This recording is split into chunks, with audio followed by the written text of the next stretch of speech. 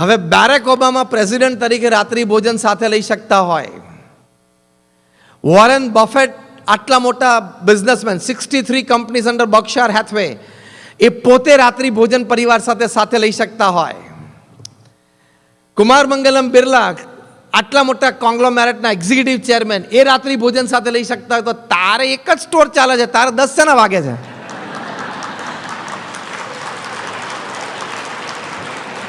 તારે 2 મોટલમાં 9 શેના વાગી જાય છે કે મારે તો 2 સ્ટોર છે એટલે રાત્રે 9 વાગે? એટલે બેરેક ઓબામાને આખી દુનિયા હતી, કુમાર મંગલમ બિરલાને 80 દેશોમાં વહીવટ ચાલે છે. That means you are a poor manager of time and work. સમય અને કામનું આયોજન તમને નથી આવડતું, બાકી તમે રાત્રિ ભોજન પરિવાર સાથે કરી જ શકો. એટલે હવે કાલથી તમારે આ 3 જણાને યાદ રાખીને 7, 7:30 વાગ્યા સુધીમાં ઘરે આવી જવાનું. કેવું લાગે છે? કેવું લાગે છે? વાતમાં કંઈ આમ વ્યાજબીપણું એવું લાગે છે? આ બધા કરી શકતા હોય તો આપણે કરી શકીએ. ભગવાને બહુ સમજીને 24 કલાક બનાવ્યા છે, એટલે કોઈએ એવી બોલવાની વાતની જરૂર નથી કે આ ટાઈમ ઓછો પડે છે, આમ ટાઈમની કટોકટી રહે છે. ટાઈમની શેની કટોકટી રહે? બધું જ પ્લાનિંગ થઈ શકે. તો એ પહેલી વાત છે, પારિવારિક સુખ માટે રાત્રિ ભોજન સાથે લેવું. પણ એમાં પણ જ્યારે રાત્રિ ભોજન સાથે લેતા હોય ત્યારે આપણા જમણા હાથમાં ચમચી કે કોડિયો હોય ને આપણા ડાબા હાથમાં શું હોય છે? જો બધાને ખાલી જગ્યા પૂરતા આવડી ગઈ, કારણ કે બધાને અનુભવ છે. બધાને અનુભવ છે. મારે એક સિમ્પલ ક્વેશ્ચન તમને પૂછવો છે. ક્વેશ્ચન બહુ સિરિયસ છે, એટલે તમે સિરિયસલી બધા સાંભળજો.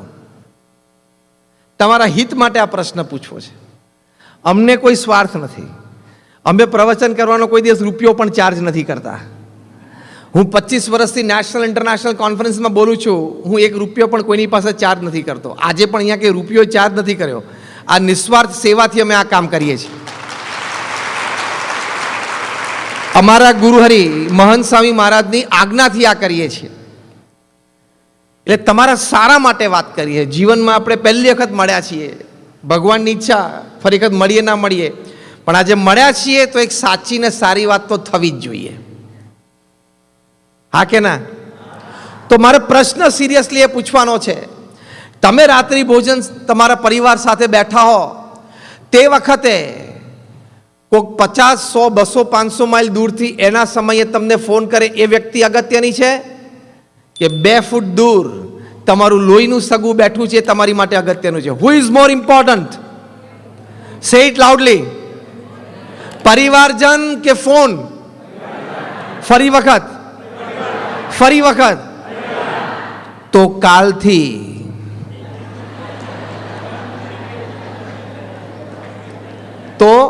કાલથી આપણે રાત્રિ ભોજન માટે બેસીએ એટલે પ્રેમથી ફોન બાજુની રૂમમાં સાયલેન્ટ મોડ ઉપર મૂકી દેવાનો. એટલે શું, પાછો સાયલેન્ટ મોડ ઉપર ના રિંગ વાગે પાછું ઊભો થઈને લેવા જાય.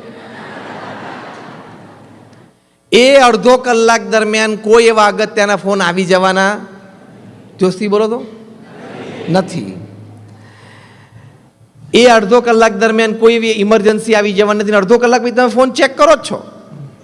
કુમાર મંગલમ બિરલા 45 મિનિટ માટે નહીં, 1.5 કલાક માટે ફોન બાજુ પર મૂકી શકતા હોય તો ફરી વખત પેલી વાત, તારે એક સ્ટોરમાં શેનો ફોન લઈને જમવા બેસવું પડે? એક મોટલમાં તારે શેનો ફોન લઈને ભેગું જમવા બેસવું પડે? અમે પ્રમુખ સ્વામી મહારાજને જોયા છે નજીકથી, 30 વર્ષ એમની સાથે રહ્યા છીએ. BAPS સંસ્થા જે વિશ્વવ્યાપી બની, એ પ્રમુખ સ્વામી મહારાજે 1 મેન શો, 1 મેન ઓર્ગેનાઇઝેશન, એક વ્યક્તિ સંસ્થા હતા. આપણે અહીંયા આ એક ફેસિલિટીમાં બેઠા. તમારામાંથી એટલાન્ટામાં મોટું મંદિર છે BAPSનું, કેટલાય જોયું છે? Just rays your hands if you have been there. ઓહો, 100%.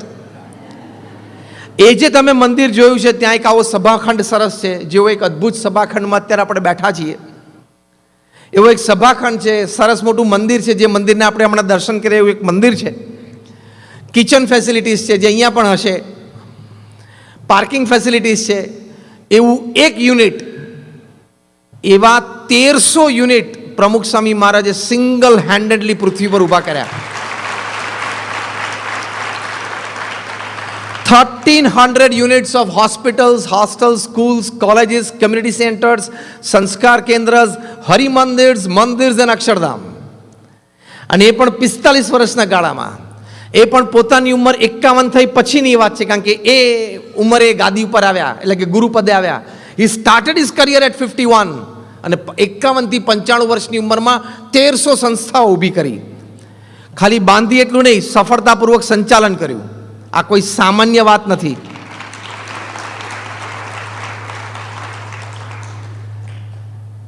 આટલો વહીવટ કર્યો એની વચ્ચે એ જ્યારે રાત્રિ ભોજન કરવા બેસતા ત્યારે અમે સંતો, અમારા કાર્યકર્તાઓ જે સ્થાનિક હોય, જે સેન્ટરમાં હોય, સ્થાનિક પ્રવૃત્તિનું કંઈ રિપોર્ટિંગ ચાલતું હોય, એમની સાથે વાર્તાલાપ ચાલતો હોય, નાના બાળકો કિશોરો હોય, કંઈક વાર્તા રજૂ કરે, કંઈક શ્લોકનો મુખપાઠ રજૂ કરે, વળી કોઈ પ્રવચન કરે, પ્રમુખ સ્વામી મહારાજ જાતે પાછો બધાને પ્રસાદ આપે.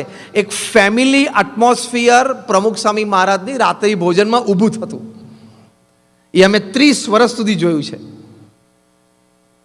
એનો મતલબ કે ધારીએ અને નક્કી કરીએ તો થઈ શકે. આવી નાની મોટી 1300 સંસ્થાઓ ઊભી કરી અને વહીવટ વ્યવહાર ઓછો હશે? પાછા અમારા જેવા 1200 સંતોને દીક્ષા આપી. એમાંથી 900 થી પણ વધારે સંતો graduates, post graduates, chartered accountants, doctors ને એન્જિનિયર્સ છે. અમારા સંતો હાર્વર્ડ યુનિવર્સિટીમાંથી MBA પણ થયા છે, જોર્જ ટાઉનમાંથી લો ગ્રેજ્યુએટ પણ થયા છે. 150 થી પણ વધારે સંતો બોર્ન અમેરિકન અને બ્રિટિશ સિટીઝન છે. અમે એટલા માટે વાત કરી કે તમને એમ ના લાગે કે નહીં ફાવ્યું હોય, નહીં જામ્યું એટલે અહીં ગોઠવાઈ ગયા. નહીં તો એમ લાગે કે આ બિચારા નહીં જામ્યું હોય, નહીં ફાવ્યું એટલે અહીં ગોઠવાઈ ગયા. We know why we are here. We know what we are supposed to do here and we are doing what is expected of us. અમને ખબર છે અહીંયા અમે શેની માટે છીએ. 80,000નો વોલેન્ટિયર ફોર્સ ઊભો કર્યો. હમણાં એમનો જન્મ શતાબ્દી મહોત્સવ અમદાવાદમાં ઉજવાયો આ વર્ષે. 1,21,00,000 લોકો 30 દિવસમાં આવ્યા. એટલે રોજના 4 લાખ લોકો આવતા હતા. 80,000 સ્વયંસેવકો હેન્ડલ કરતા હતા એમને. તમારે લગ્નમાં 1,000 માણસ જાનમાં આવવાનો એટલે શું થાય છે એ ખબર પડે છે ને. રોજના 4 લાખ માણસો. ખાલી એક ઘણા બધા આંકડા છે, એમાંથી એક જ આંકડો બોલું છું. રોજ સાંજે 80 ટન ખીચડી બનતી હતી. રોજ સાંજે 80 ટન ખીચડી બનતી હતી. બીજા બધા આંકડા હું નથી બોલતો કારણ કે બહુ બધા માઇન્ડ બોગલિંગ છે. આવો એક સ્વયંસેવક ફોર્સ ઊભો કર્યો. દુનિયાના 60 દેશોમાં 18,000 ગામો અને શહેરોમાં પ્રમુખ સ્વામી મહારાજ જાતે ગયા. વ્યક્તિગત જીવનમાં ચારિત્રની ઉન્નતિ થાય અને સામૂહિક જીવનમાં સામાજિક સેવાની પ્રેરણા મળે એની માટે લોકો એમને પત્ર લખતા.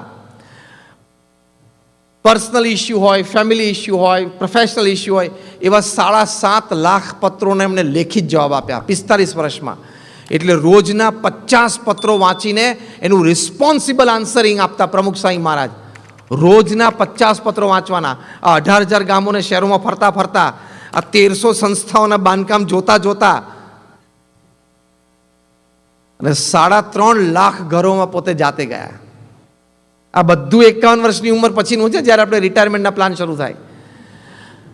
આમ એટલા માટે તમને વાત કરી કે આટલી પ્રવૃત્તિની વચ્ચે જો પ્રમુખ સ્વામી મહારાજ રોજ રાત્રિ ભોજનમાં બધા જ સ્થાનિક જે તે સ્થાનમાં હોય ત્યાં સંતો, કાર્યકર્તાઓ, અમારા સ્થાનિક ટ્રસ્ટીઓ, બાળકો, કિશોરો બધાને મળી શકતા હોય, એને સંતોષ આપી શકતા હોય, તો આપણે તો 2 જ સંતાનો છે. હા કે ના? તો આપણે કેમ રાત્રિ ભોજનમાં બેસીને એને પ્રેમથી એની સાથે વાતો ના કરી શકીએ?